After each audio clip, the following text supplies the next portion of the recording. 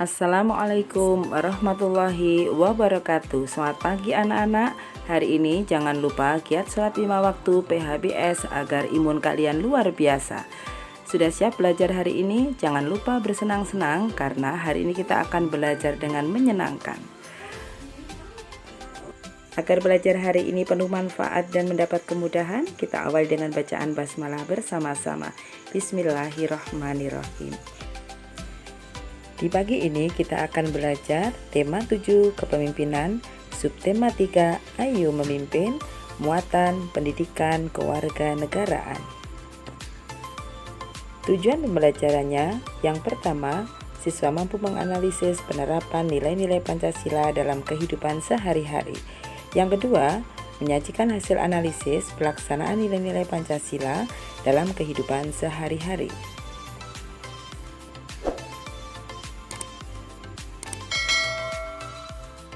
Halo anak hebat, tentunya kalian semua ingin jadi pemimpin bukan?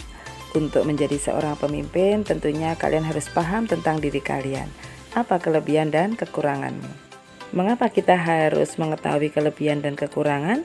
Hal ini sangat bermanfaat agar kamu tahu kemampuan apa yang harus kamu kembangkan. Kalian bisa belajar tentang kebutuhan dasar seorang pemimpin dengan menyimak video tentang semut dan belalang berikut ini.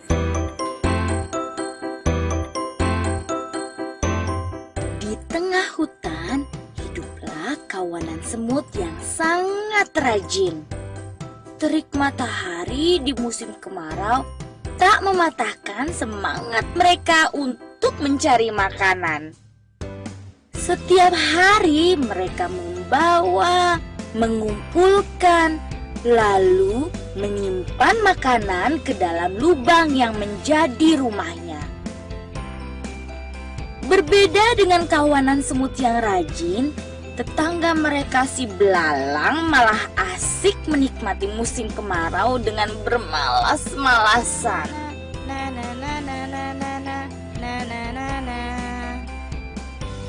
Suatu ketika, kawanan semut rajin itu lewat di depan belalang yang sedang asik bernyanyi sembari memainkan gitar kesayangannya. Hai semut, apa yang sedang kalian lakukan? Kami sedang mengumpulkan makanan untuk persiapan musim hujan. Buat apa? Musim hujan kan masih lama. Lebih baik bersantai dahulu. Ayo sini, bernyanyi bersamaku. Semut tidak memedulikan perkataan belalang. Mereka kemudian berlalu meninggalkannya.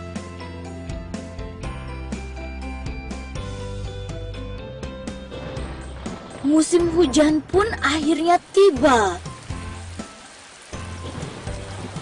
Kawanan semut tak lagi mengumpulkan makanan.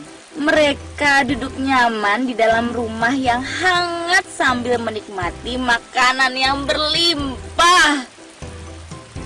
Sementara itu, tetangga mereka, si belalang, hanya bisa diam menyesali nasibnya karena tidak memiliki makanan sedikit pun. Ia sedih dan kelaparan. Saat belalang terbaring lemah tak berdaya, datanglah kawanan semut ke rumahnya. Hai belalang, kami membawakan banyak makanan untukmu. Belalang terkejut dengan kedatangan kawanan semut baik hati tersebut. Apalagi mereka membawakannya makanan yang lumayan banyak. Terima kasih ya semut. Aku berjanji, esok akan giat bekerja dan tak bermalas-malasan lagi. Sudah, tak usah bersedih. Ayo kita makan bersama. Begitulah cerita kawanan semut yang rajin, baik hati serta suka berbagi, dan si belalang yang menyadari bahwa kemalasan akan merugikan diri sendiri. Setelah menyimak video tadi tentunya ada beberapa hal yang perlu kita cermati di buku tema kalian, yaitu di halaman 105. Di situ apa yang dilakukan sekelompok semut, mengapa mereka harus melakukannya? Maka kita jawab, Kelompok semut tersebut sedang bekerja mengumpulkan bahan makanan untuk bekal persediaan. Mengapa mereka melakukannya? Hal itu dilakukan karena pada musim dingin sulit untuk mencari makanan, jadi mereka mencari makanan saat makanan berlimpah. Tentunya bagaimana menurutmu sikap belalang? Sikap belalang itu yaitu pemalas, meremehkan segala sesuatu, dan tidak menghormati para semut. Tentunya sifat belalang ini tidak patut kita tiru karena akan merugikan diri sendiri dan yang lain. Selanjutnya bagaimana cara semut ini bekerja? Kita lihat dari video tadi bahwa semut bekerja secara bersama-sama atau kerjasama dan bergotong royong dalam membawa bulir-bulir makanan untuk dibawa ke sarang. Tentunya anak-anak, hal yang terpenting, nilai-nilai baik apa yang bisa kalian teladani dari cerita di atas? Ya, ada nilai kerja keras, pantang menyerah, ada nilai persatuan dan kesatuan, dan yang terpenting adalah nilai kebersamaan atau gotong royong dan kepemimpinan. Kembali pada kelebihan dan kekurangan kalian, mari sama-sama belajar kira-kira apa kelebihan saya dan apa kekurangan saya. Anak-anak bisa memilih salah satu contoh, misal kelebihanku mudah bergaul, humoris, pantang menyerah. Saya mempunyai rasa ingin tahu yang sangat tinggi dan saya mempunyai jiwa toleransi. Itu salah satu contoh kelebihan. Silakan anak-anak bisa mencari kelebihan diri yang lain. Kemudian contoh kekurangan, misalkan suka menunda pekerjaan, ceroboh, penakut, pemalas, pelupa. Mengapa anak-anak harus tahu tentang kelebihan dan kekurangan agar kita mampu berkembang sesuai dengan kemampuan yang kita punya. Nah, ini tentunya jadikan kekurangan itu sebagai tantangan dan jadikan kelebihan itu kesempatan kita jadi lebih baik. Pada kesempatan kali ini kita akan membahas bahwa ada nilai-nilai yang terkandung dalam sila Pancasila, khususnya sila kelima, yaitu keadilan sosial bagi seluruh rakyat Indonesia. Lambangnya adalah padi dan kapas. Oke, kita bahas satu persatu tentang nilai-nilai yang terkandung dalam sila kelima Pancasila, yaitu yang pertama, mengembangkan perbuatan luhur yang mencerminkan sikap dan suasana kekeluargaan dan bergotong royong. Tadi sudah kita bahas. Kemudian yang kedua, mengembangkan sikap adil terhadap sesama. Jadi dengan sesama itu harus ada sikap adil. Apalagi seorang pemimpin harus bersikap adil. Kemudian menjaga keseimbangan antara hak dan kewajiban. Tentunya kita tidak boleh menuntut hak sementara kewajiban tidak dilaksanakan. Nah, ini anak-anak, bahwa menjaga hak dan kewajiban itu penting. Tentunya kalian sudah memahami bahwa yang namanya hak dan kewajiban itu harus dilakukan secara seimbang. Tidak boleh kita menuntut hak terus sementara kewajiban tidak dilakukan. Kemudian nilai sila yang kelima, yang keempat, yaitu menghormati hak orang lain. Ini adalah wajib adanya. Kita harus terbiasa menghargai, menghormati hak orang lain. Ketika ada orang yang berbicara dalam forum, maka kita dengarkan. Ketika ada orang yang misalkan minta bantuan, kita harus cermati dengan nilai di yang kelima, yaitu memberi pertolongan kepada orang lain agar dapat berdiri sendiri. Tadi ada beberapa contoh ya di cerita semut dan belalang, bahwa semut di ending cerita tadi dia memberikan satu bantuan makanan kepada belalang sehingga bisa istilahnya mencoba memberikan solusi atau pemecahan masalah agar si belalang ini tidak kelaparan. Nah, ini. Kemudian yang keenam, nilai dari sila kelima, yaitu suka bekerja keras. Nah, ini anak-anak, seorang pemimpin itu harus suka bekerja keras. Tidak ada yang namanya keberhasilan itu instan datang dengan tiba-tiba, tapi harus melalui proses yang begitu keras. Seperti tadi, sekelompok semut untuk bisa mempertahankan hidupnya, dia sudah bekerja keras mengumpulkan bulir-bulir makanan sehingga ketika musim dingin bisa menjadi stok dan dia tidak kelaparan. Nah ini anak-anak, pemimpin itu harus suka bekerja keras, tidak boleh jadi pemalas. Kemudian yang ketujuh, menghargai hasil karya orang lain yang bermanfaat bagi kemajuan dan kesejahteraan bersama. Ini harus kita tumbuh kembangkan di batin kita masing-masing.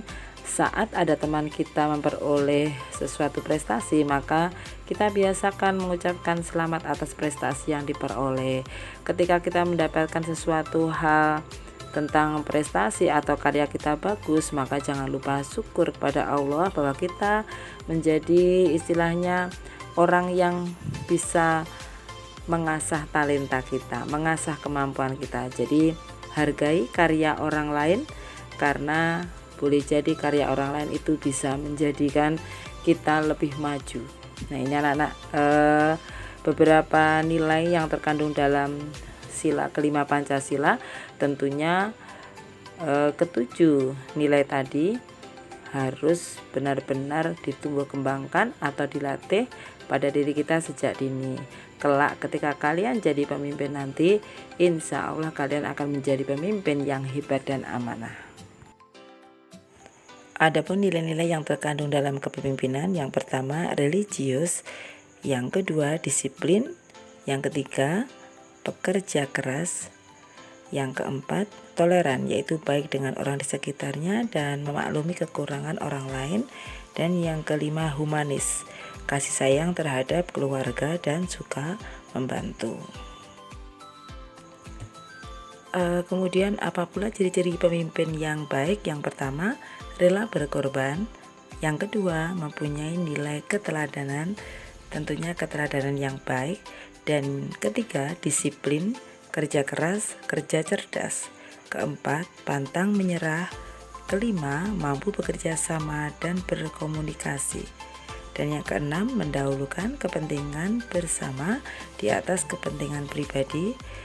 Dan yang ketujuh, kemauan untuk terus belajar.